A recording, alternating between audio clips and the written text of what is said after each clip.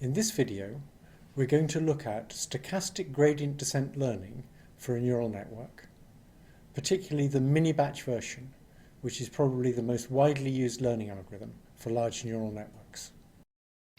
We've seen this before, but let's start with a reminder about what the error surface looks like for a linear neuron. The error surface means a surface that lies in a space where the horizontal axes correspond to the weights of the neural net and the vertical axis corresponds to the error it makes. For a linear neuron with a squared error, that surface always forms a quadratic bowl. The vertical cross-sections are parabolas, and the horizontal cross-sections are ellipses. For multi-layer nonlinear nets, the error surface is much more complicated, but as long as the weights aren't too big, it's a smooth error surface, and locally it's well approximated by a fraction of a quadratic bowl. It might not be the bottom of the bowl, but there's a piece of quadratic bowl that will fit the local error surface very well. If we look at the convergence speed when we do full batch learning, when the error surface is a quadratic bowl, the obvious thing to do is go downhill. This will reduce the error, but the problem is that the direction of steepest descent does not point to the place we want to go to. As you see in the ellipse, the direction of steepest descent is almost at right angles to the direction we want to go in. We've got a gradient that's very big across the ellipse, which is a direction in which we only want to travel a small distance, and the gradient's very small along the ellipse, and that's a direction in which we want to travel a large distance. It's precisely the wrong way round. Now you might think that studying linear systems like this is not a good idea if you want to optimize big nonlinear nets. But even for these nonlinear multi-layer nets, this kind of a problem arises. It's a very similar problem that arises even though the error surfaces aren't globally quadratic bowls. Locally, they have all these same kinds of properties. That is, they tend to be very curved in some directions and very uncurved in other directions.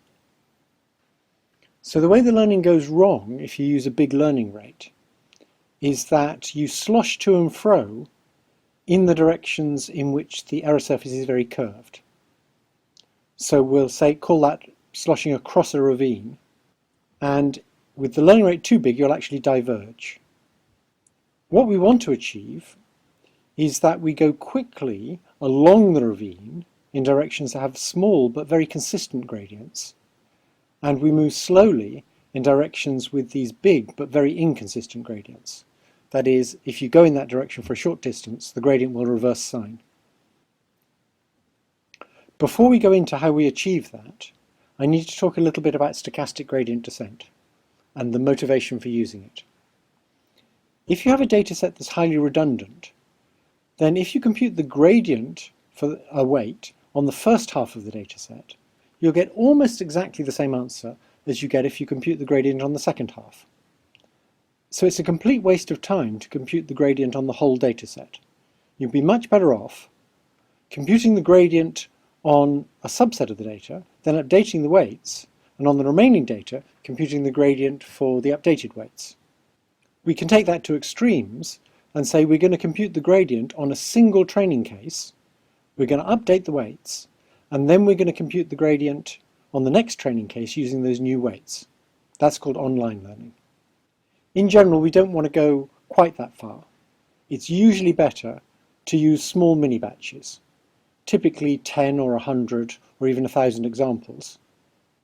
One advantage of a small mini-batch is that less computation is used for actually updating the weights, because you do that less often compared with online. Another advantage is that when you compute the gradient, you can compute the gradient for a whole bunch of cases in parallel. Most computers are very good at doing matrix-matrix multiplies, and that will allow you to consider a whole bunch of training cases and apply the weights to a whole bunch of training cases at the same time to figure out the activities going into the next layer for all of those training cases. That gives you a matrix-matrix multiply, and it's very efficient, especially on a graphics processor unit.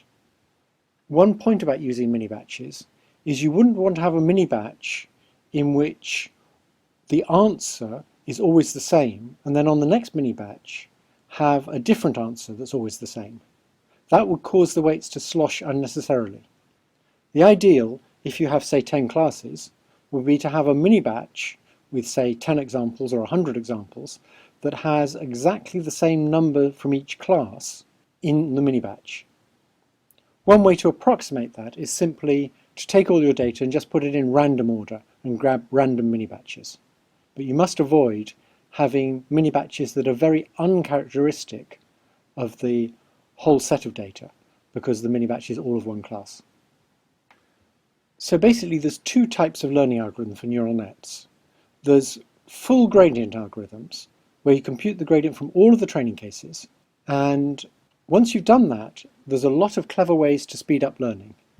There's things like nonlinear versions of a method called conjugate gradient. The optimization community has been studying the general problem of how you optimize smooth nonlinear functions for many years. Now, multilayer neural networks are pretty untypical of the kinds of problems they study, so applying the methods they developed may need a lot of modification to make them work for these multilayer neural networks. But when you have highly redundant and large training sets, it's nearly always better to use mini-batch learning. The mini-batches may need to be quite big, but that's not so bad because big mini-batches are more computationally efficient. I'm now going to describe a basic mini-batch gradient descent learning algorithm. This is what most people would use when they started training a big neural net on a big redundant dataset. You start by guessing an initial learning rate, and you look to see if the network learns satisfactorily or if the error keeps getting worse or oscillates wildly. If that happens, you reduce the learning rate. You also look to see if the error is falling too slowly. You expect that the error might fluctuate a bit if you measure it on a validation set, because the gradient on each mini-batch is just a rough estimate of the overall gradient. So you don't want to reduce the learning rate every time the error rises. But what you're hoping is the error will fall fairly consistently. And if it's falling fairly consistently and very slowly, you can probably increase the learning rate. Once you've got that working, you can then write a simple program to automate that way of adjusting the learning rate. One thing that nearly always helps is towards the end of learning with mini-batches, it helps to turn down the learning rate. That's because you're going to get fluctuations in the weights caused by the fluctuations in the gradients that come from the mini-batches. And you'd like a final set of weights that's a good compromise.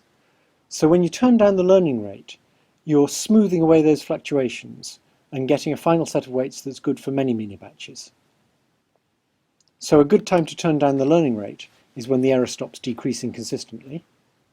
And a good criterion for saying the error stopped decreasing is to use the error on a separate validation set.